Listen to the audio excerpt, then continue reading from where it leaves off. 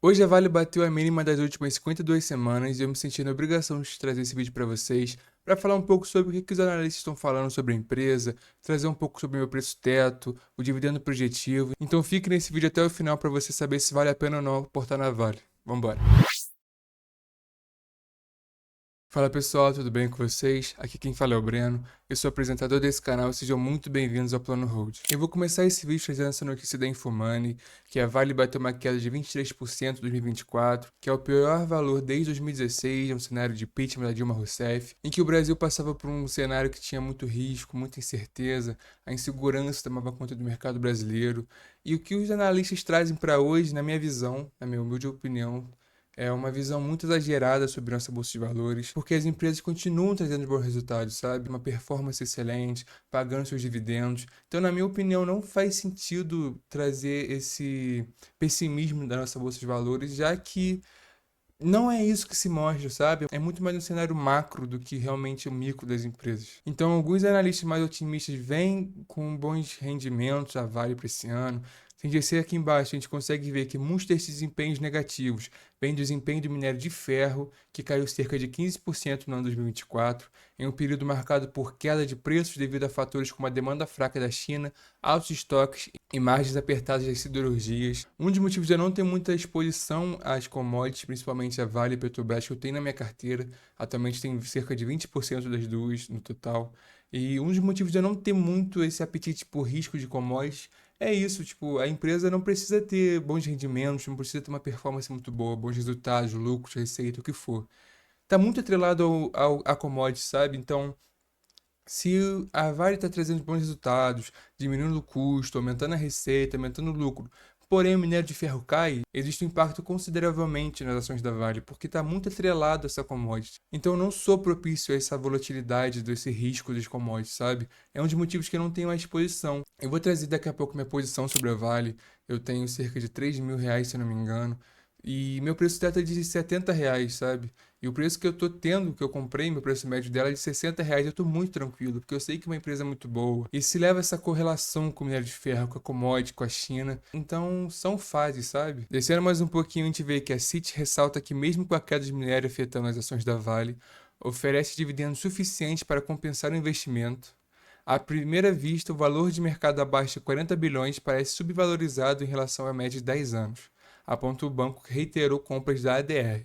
Ainda que reduzindo o preço-alvo de ativos de US$ 15 para US$ 12, potencial de 41% frente aos fechamentos dessa quarta-feira. Também, a Citi vê os ativos de minério de ferro como subvalorizados pelo mercado e aponta que eles têm sido, de longe, a maior vaca leiteira para a indústria global de mineração nos últimos 50 anos. Períodos de preços baixos são dolorosos, mas acabam por ressaltar numa oferta reconsolidada, avaliam analistas. Também, o que o Citi faz? O Citi estimula um lucro antes de juros, impostos, depreciações e amortizações EBITDA de 13,8 bilhões para a Vale em 2025. O banco avalia que o minério pode surpreender expectativas mais negativas do mercado este ano, o que permitiria um dividend yield de 9% ao ano.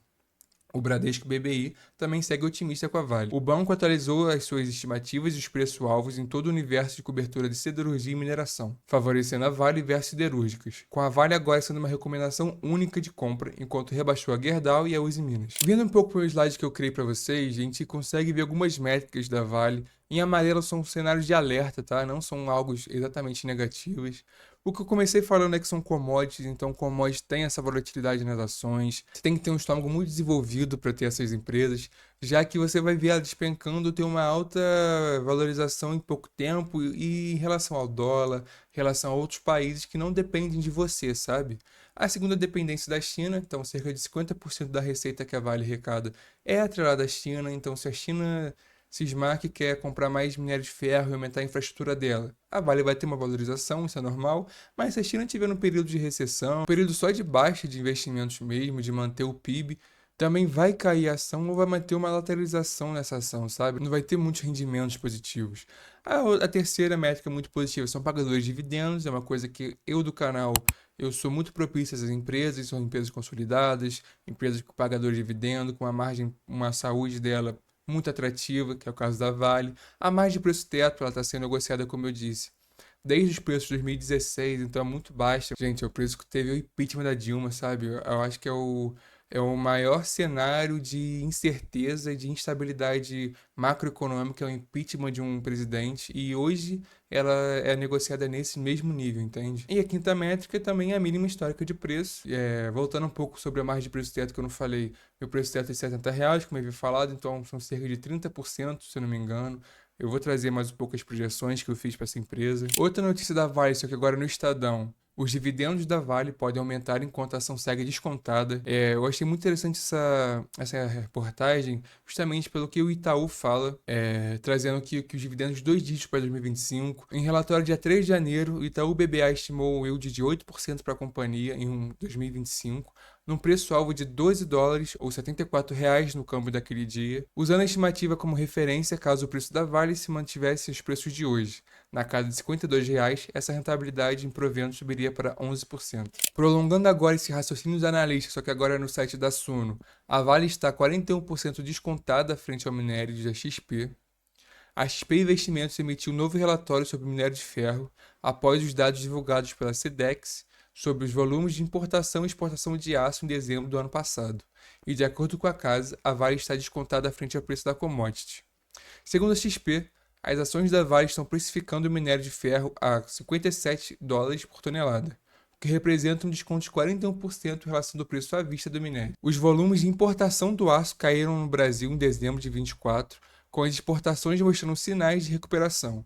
Os estoques de minério de ferro nos portos da China diminuíram 2% semana a semana, com o minério brasileiro caindo 2% e o minério australiano permanecendo estável nos portos chineses. Descendo mais um pouco, a gente vê que a Vale é o top pick do Itaú BBA no setor de mineração, como eu falei nas reportagens anteriores. As projeções que eu fiz rapidinho para vocês, voltando no meu slide, o preço atual que eu gravei esse vídeo da Vale foi de 51,52 centavos.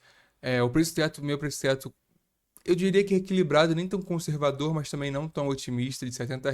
Teve uma margem de preço teto de 35,9%. Agora, na projeção de dividend yield, nos últimos 5 anos de dividend yield que ela pagou, a média foi de R$ 7,21. Eu considerei tanto 2020 quanto 2021 para mostrar que teve um estudo enviesado, sabe? Porque 2020 pagou muito pouco, 2021 pagou bastante. Eu vou botar a imagem sobre os pagamentos nesses últimos 5 anos. E se a gente considerar o dividend yield de 8%, ela teria que ser negociada a R$ 90,13. Se a gente já considerar um dividend yield de 9%, ela teria que ser negociada a R$ 80,11. E um dividend yield de 10%, ela teria que ser negociada a R$ 72,10. Como muitas casas de investimentos têm trazido de 8% a 9%, ela teria que ser negociada cerca de R$ 90 a R$ 80. Então, essa margem de preço teto que eu já fiz, meio conservadora e otimista, como eu disse, equilibrada, aumentaria muito mais, sabe? Então, por isso que eu falei que meu preço teto de R$ 70 não é nem tão otimista, mas também não tão conservador, porque as casas têm trazido resultados maiores, sabe? As casas têm precificando a Vale muito maior do que eu já precifico. Então é isso, pessoal. O vídeo de hoje foi bem rapidinho. Eu precisava falar um pouco sobre a Vale, porque eu estava vendo muitas notícias sobre ela. E eu queria deixar meu público um pouco mais informado. Então, espero que vocês tenham gostado do vídeo, tem sido muito importante para você. Se você agora saiba mais sobre a Vale, se você vai aportar ou não, espero que vocês tenham encontrado uma resposta. Valeu?